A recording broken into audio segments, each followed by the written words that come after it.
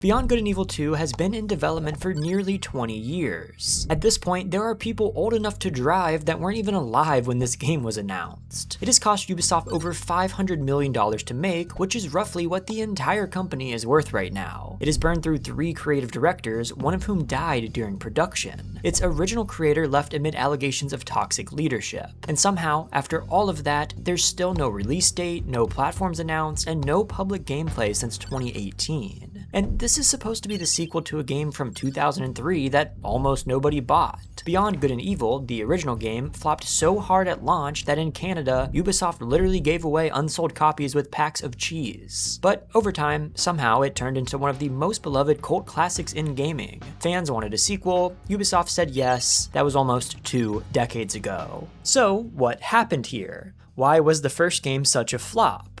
Why is Beyond Good and Evil 2 the most expensive unreleased AAA game ever made? And is there any hope for the future of this franchise? Well, I don't know, but we're gonna try to find out. I'm gonna make the backstory part quick because I don't want to waste your time. The story of Beyond Good and Evil starts with Michel Ancel, a French game designer who joined Ubisoft at 17 and went on to create the Rayman franchise, one of the most successful platformers of the 90s. Rayman made Ancel's career, but after spending years on the series, he felt creatively restless. He wanted to make something that tackled bigger ideas, that explored themes of propaganda, government corruption, and moral ambiguity. Something that had more to say than a platformer about a limbless guy punching things. Thus, Beyond Good and Evil was born. Development lasted over 3 years, with a team of 30 people split between Ubisoft studios in Montpellier and Milan. Ancel's goal was ambitious for the era. He wanted to, in his own words, quote, pack a whole universe onto a single CD.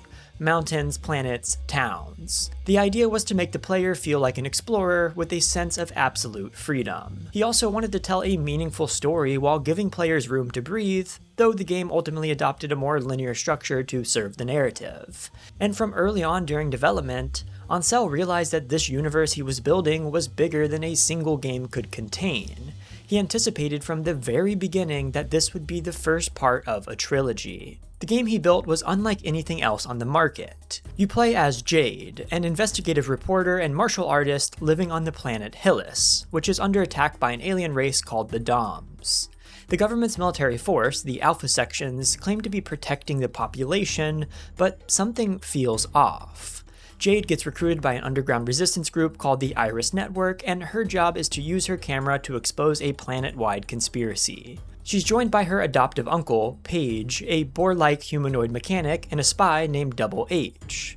The gameplay blended hovercraft exploration, stealth, puzzle solving, photography, and combat into something that didn't fit neatly into any one genre. The game ran on its own custom engine built specifically for the project called the Jade Engine, named after the protagonist. It had a lot of potential and seemed really cool and innovative, but people didn't agree. Beyond Good and Evil was first shown to the public at E3 2002 under its development code name Project BG&E. I know, very discreet and secretive, and the reception was rough. The version on display was a much more artistically ambitious game than what would eventually ship. When it comes to artistic ambition, well, you aren't going to find me on that list. I've been notoriously bad at drawing my entire life, and learning to draw is something that I've always wanted to do, but I haven't ever been able to find an engaging way to do it. Sure, I can watch YouTube videos, but I want something that feels more interactive and a bit easier to tackle, which is why I started using Artwad, the sponsor of today's video. Artwad is a super fun website where art hobbyists can improve their drawing skills without any pressure, and you can find a link to it with a discount in the description. It breaks the process down into digestible steps and lessons on popular topics like portraits, characters, animals, and landscapes. But also trending topics like anime, monsters, and comic art are all available to start learning. Artwad makes learning art feel like a game, and the best part of all of it is that they have an interactive feedback tool that allows you to upload your works in progress and get structured feedback in one place from a community of like-minded artists and students. Artwad is building a space where your effort is actually recognized, and the most active contributors even get their socials featured on the main page. So if you're like me and you want to get better at art in a fun and engaging way, check out Artwad. They're currently running a huge discount on their yearly plans, so use my link in the description to get a 30% discount on Premium. The deal is available only for a limited time, so get it while you still can. Now, back to the original Beyond Good and Evil. The game launched on November 11th, 2003 for PS2 in North America, with PC, Xbox, and GameCube versions following in December. Reviews were strong across the board, with Metacritic scores landing in the mid to high 80s across all platforms. Game Informer said that, quote, "Every moment of Beyond Good and Evil looks as good as a traditional RPG cutscene." It was nominated for Game of the Year at the 2004 Game Developers' Choice Awards. One critic wrote that, quote, "From this day forth, Michel Ancel is no longer the creator of Rayman. From now on, he is the genius that brought us Beyond Good and Evil." It was that kind of praise. And none of it mattered at the register because Beyond Good and Evil bombed. The timing could not have been worse. The holiday 2003 season was one of the most stacked release windows in gaming history. The first Call of Duty launched on October 29th and would go on to sell 4.5 million copies and win Game of the Year at the Interactive Achievement Awards. Need for Speed Underground dropped on November 17th. Mario Kart Double Dash hit the GameCube the same day. And then there was Ubisoft's own lineup, which is where things got really ugly. Prince of Persia: The Sands of Time came out on November 10th, literally one day before Beyond Good and Evil's PS2 launch. It would sell 2 million copies by the end of the year. 13, another Ubisoft title, released on November 18th. Earlier that year, Ubisoft had also put out Splinter Cell on PS2 and GameCube, a franchise that had already moved over 3.6 million units on Xbox alone. Ubisoft was essentially competing with itself, and Beyond Good and Evil was the lowest priority on their own catalog. That lack of priority showed up most clearly in the marketing. Ubisoft poured its advertising budget into Prince of Persia and left Beyond Good and Evil to fend for itself with almost no promotional push. Retailers slashed the price by up to 80% within weeks. In Canada, copies were given away with packs of cheese. Ancel reflected that the market at the time favored established franchises and technologically impressive games, and that Beyond Good and Evil needed time to be appreciated. But this didn't matter. The trilogy plans were immediately shelved, and Ubisoft saw no financial reason to invest in a sequel to a game that nobody bought. But Ancel was right. Over the following years, Beyond Good and Evil quietly built one of the most devoted cult followings in gaming. Word of mouth spread, journalists kept praising it, with figures like Morgan Webb of G4 constantly advocating for the game. It started showing up in best of lists everywhere. For a game that couldn't sell copies at launch, this was a remarkable second act. If you go looking for why people loved this game, the same things come up over and over again. It wasn't any one mechanic or feature, it was the world.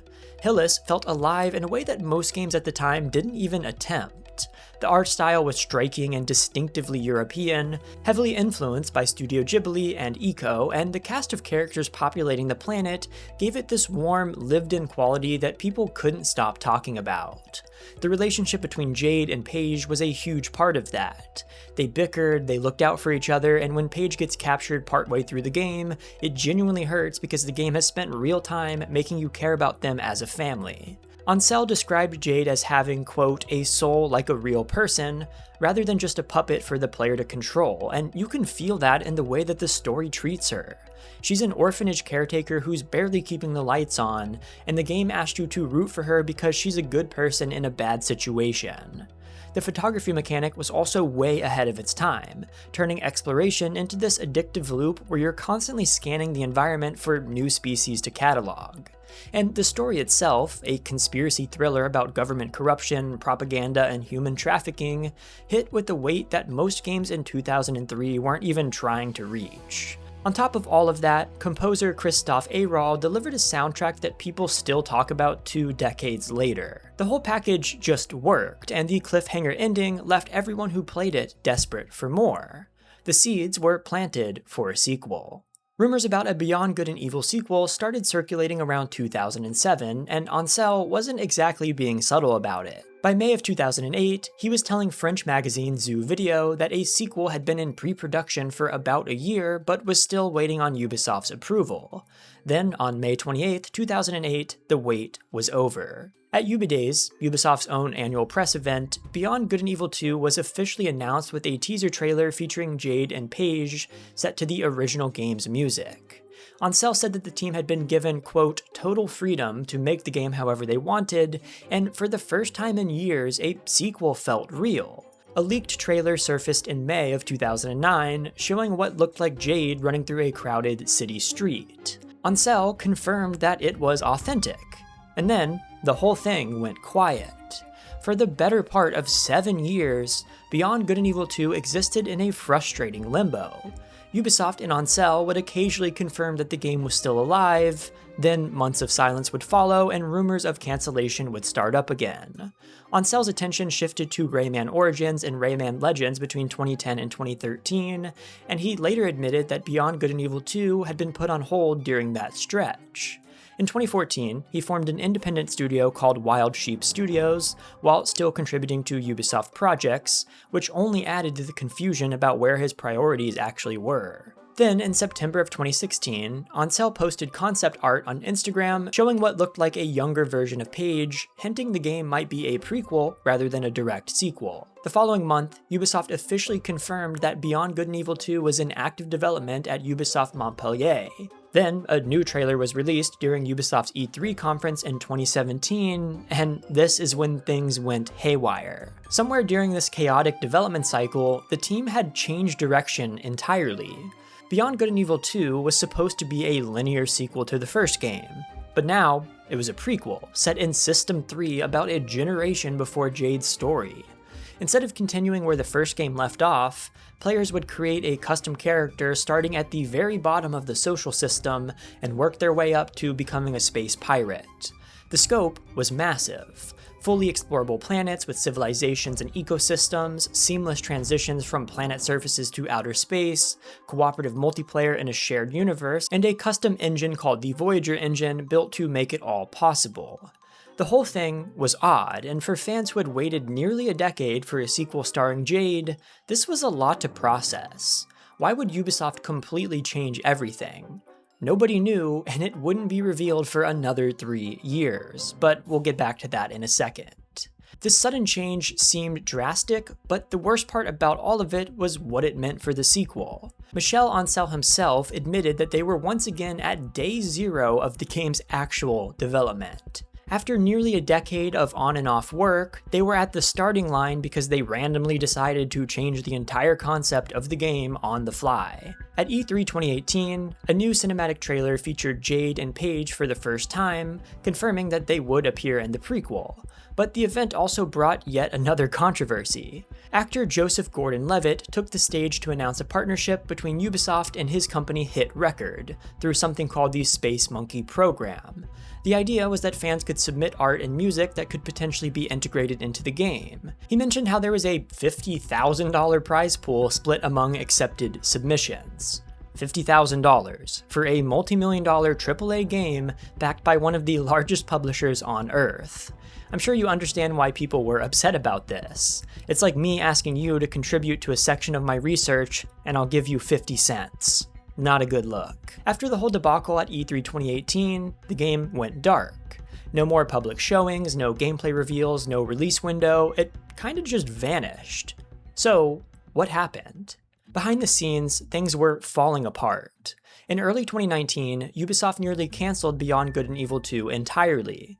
The developers managed to produce a playable build that saved the project from the chopping block. But the problems ran deeper than a single demo could fix. According to a report from the French newspaper Libération, translated by Kotaku, Ancel's leadership on the project was causing serious damage. Staff were reportedly experiencing burnout, depression, and exhaustion at levels that were unusual even by game industry standards. Managers were eventually brought in specifically to limit the number of people who had to interact with Ancel directly. The Montpellier team had reported concerns about his leadership to Ubisoft management as early as 2017, but Ancel's close personal relationship with CEO Yves Guillemot prevented any major corrective action. One employee told the newspaper, quote, He's capable of explaining to you that you are a genius, that your idea is wonderful, then to dismantle you in a meeting, saying that you are nothing but shit, that your work is nothing, and not speak to you for a month. The game's development reportedly involved constant changes in scope and repeated reworks, with years of work being discarded and restarted multiple times. Ancell's time was also split between Beyond Good and Evil 2 and Wild, the game being developed by his independent studio, Wild Sheep Studios, further diluting his attention. Then, in July of 2020, a Bloomberg report blew the doors open on something much bigger than one troubled project. Sarge Asquet, Ubisoft's chief creative officer, had cultivated a belief within the editorial department that female characters did not sell video games. Asquet had full creative override on any Ubisoft project, and this mentality had forced compromises across the company. In Assassin's Creed Syndicate, the female lead Evie was sidelined in favor of her brother Jacob. In Origins, a character named Aya was originally the player character before being replaced by Bayek. In Odyssey, Cassandra was supposed to be the sole lead, but Asquet insisted that her brother Alexios be included as a playable alternative. Suddenly, the decision to turn Beyond Good and Evil 2 from a direct sequel into a prequel with a customizable protagonist made a lot more sense. A game that had already failed commercially with a female lead of color had zero chance of getting greenlit as a direct sequel with Jade as the protagonist under Asquet's editorial department. The prequel format, with a custom character who could be male or female, let Jade appear in the story without being the lead. It's impossible to know for certain how much of the shift was Ancell's creative choice versus a corporate mandate, but the timing and the context line up.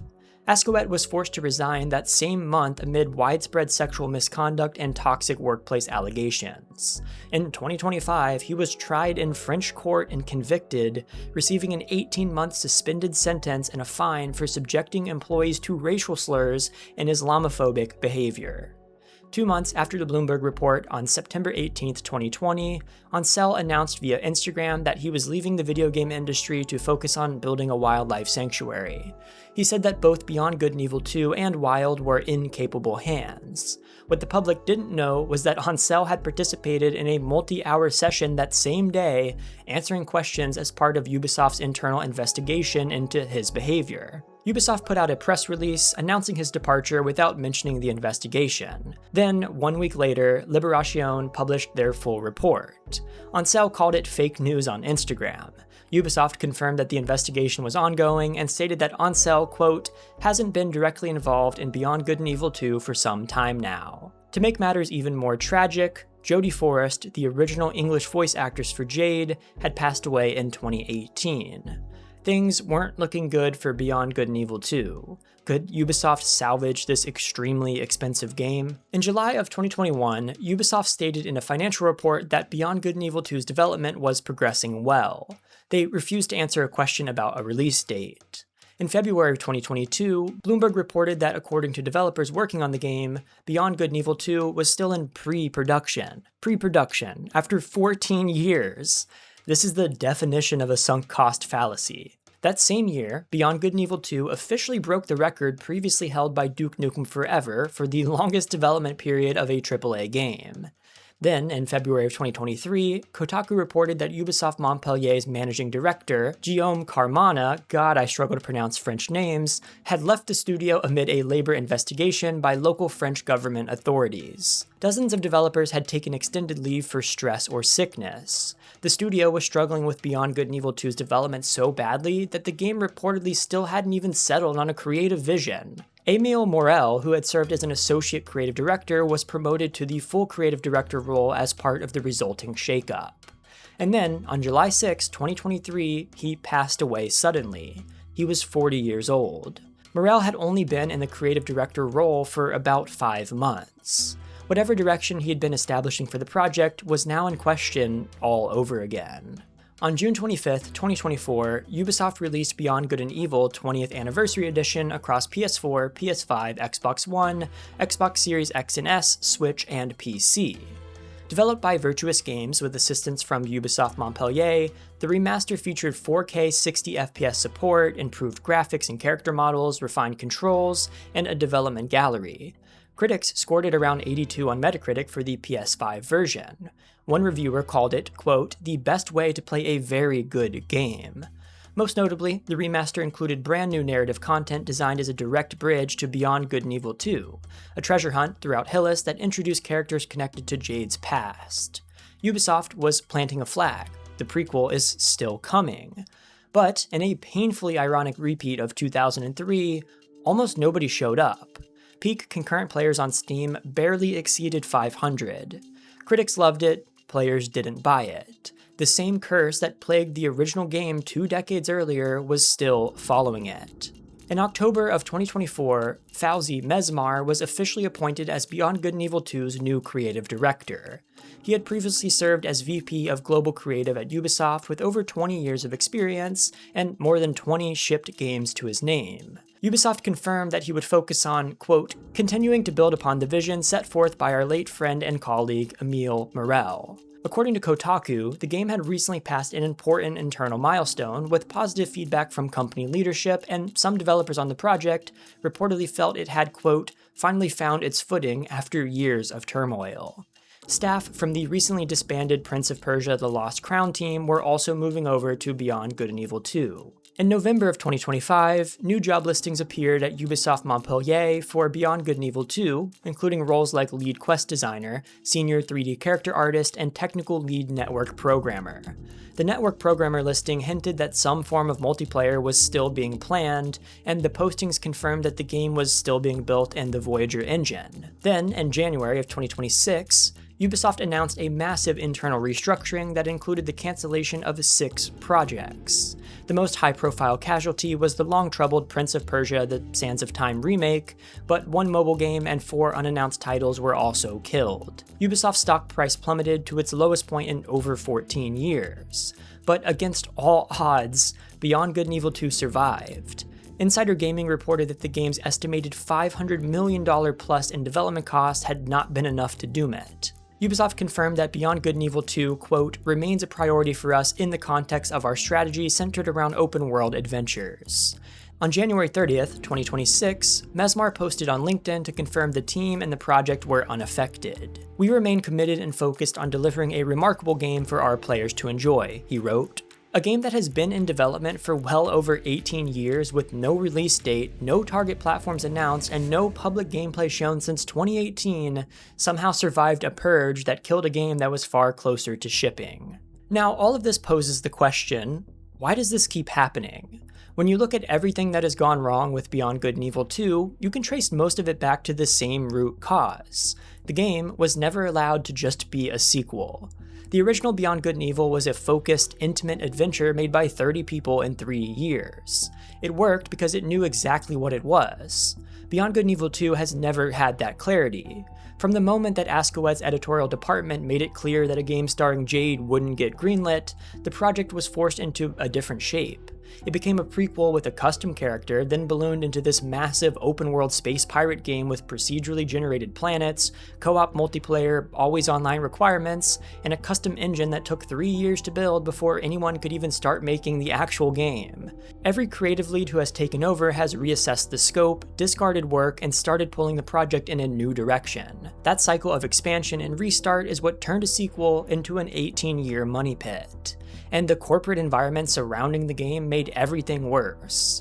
Guillemot's personal relationship with Ansel shielded the project from accountability for years, while the team in Montpellier was burning out. Staff complaints about toxic leadership went unaddressed from 2017 all the way until the Ubisoft sexual misconduct reckoning in 2020. And even after Ansel and Ascoet were both gone, the 2023 labor investigation showed that the studio's dysfunction ran deeper than any one person. The people making Beyond Good and Evil 2 have been dealing with leadership turmoil, government investigations, and the sudden death of a creative director, all while trying to build one of the most technically ambitious games they've ever attempted. And now, with over $500 million sunk into the project and a company market cap hovering around 600 million euros, Ubisoft is trapped.